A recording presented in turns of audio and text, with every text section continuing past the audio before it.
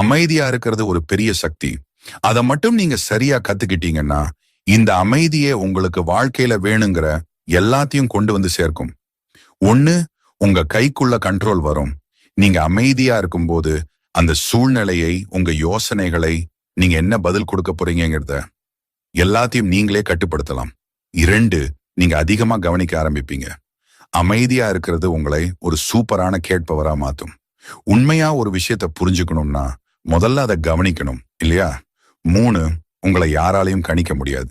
நீங்க அடுத்து என்ன செய்ய போறீங்கன்னு காட்டிக்காம இருக்கும்போது மத்தவங்களுக்கு உங்களை பத்தி ஒண்ணுமே புரியாது. 4, தேவையில்லாத சண்டையை தவிர்க்கலாம். வார்த்தை கம்மியாக ஆக அப்புறமா வருத்தப்படுற மாதிரி எதையாவது பேசிடுவோமோங்கிற வாய்ப்பும் குறையும். 5, உங்களுக்கு மரியாதை கிடைக்கும். கம்மியா பேசி ஆனா கரெக்டா செயல்படுறவங்கள தான் இந்த உலகம் எப்போதுமே மதிக்கும்.